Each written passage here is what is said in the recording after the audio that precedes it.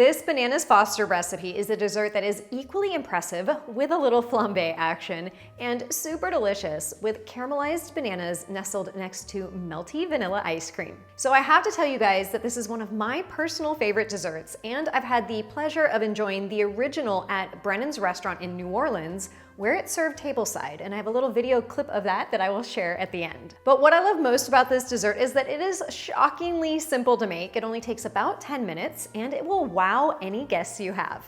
To get started, you'll need 3 bananas, and I recommend getting ones that are slightly underripe and a little bit green so that they hold their shape in the pan.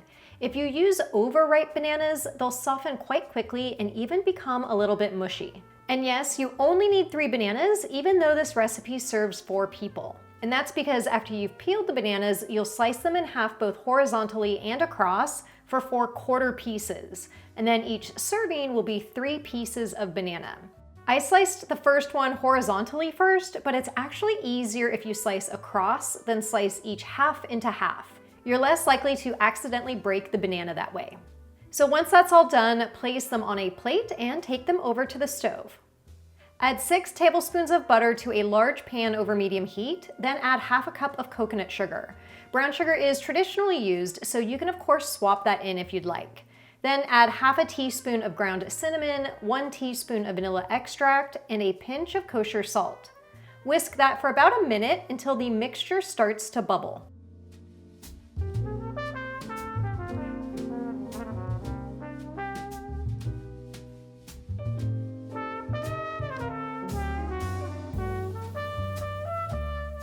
Add the bananas cut side down into the pan and cook them for about 1 to 2 minutes until they're softened and slightly caramelized.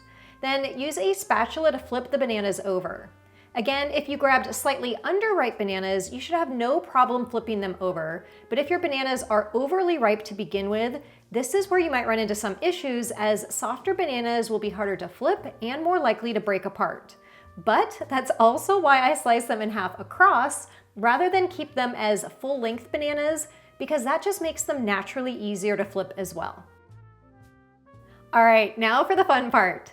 Turn the heat off so there's no active flame on your burner if you're using a gas stove. And while the sauce is still bubbling, add a quarter cup of dark rum and use a long reach lighter to ignite the sauce and flambe the bananas, shaking the pan until the flame goes out. Now, my flame is usually a bit bigger than this one today, but the alcohol does burn off quickly, even if it's just sitting in the pan, including the minute it took me to refocus the camera. So if you don't want to flambe, you could let most of the alcohol burn off on its own after another minute or 2 of just simmering. I am obsessed with this recipe, and to say that this is an easy dessert is almost an understatement, because we're talking 10 minutes from start to finish. So I'd say ridiculously easy and impressive to boot. To serve it up, place 3 pieces of banana into a serving bowl, and don't forget to drizzle a few extra spoonfuls of that sugary rum sauce. I'll also add that the original New Orleans recipe does include a banana liqueur in addition to the rum sauce, but most people don't usually have that on hand, and I think it's equally delicious without it, so I left it off. But if you happen to have it, feel free to add a splash of that as well. Dollop a large ball of vanilla ice cream on top of your warm bananas, and again, an extra drizzle of sauce is always warranted.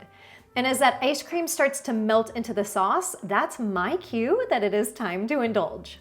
I am so excited to take my bite today with the sweet, sugary, caramelized bananas and this ice cream that you can see on the edges here is getting all melty in the sauce. Let's dig in. Look at that, get a scoop of it. I don't want to tip my bowl.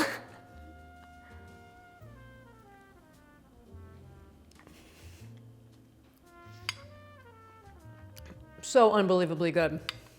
I might have to go in for a second bite though, you know, just to make sure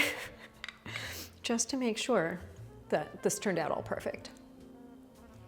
I also love that how after you add the rum and you flambe the entire dish, that it melts kind of some of those sugar granules, so the sauce actually becomes far more smooth. And as I mentioned at the beginning, I have enjoyed this at Brennan's restaurant in New Orleans, and theirs may look a little bit lighter in terms of sauce. I'll show a video here as I'm talking. And I do believe it's because they use a very light brown sugar and maybe even a little bit more butter. So if you use a darker brown sugar and or coconut sugar, you're gonna have a naturally darker sauce, but the darker sauce also gives a little bit more of that just really delicious and rich caramel flavor. And if you are a family of 4, or if you're having a dinner party with another couple, this is 4 servings, which is the perfect amount. Or if you're me, you're gonna enjoy these leftovers, you're gonna store them, and then for after dinner tomorrow night, plop a little bit of ice cream into a bowl and probably enjoy a second batch. I hope you guys enjoyed today's video. I cannot wait to see you make this one. Be careful on the stove. Don't try to take photos while you're doing the flambé. If you enjoy it, make sure to go on my website, give it a 5-star review. And with that, I will see you guys in the next video.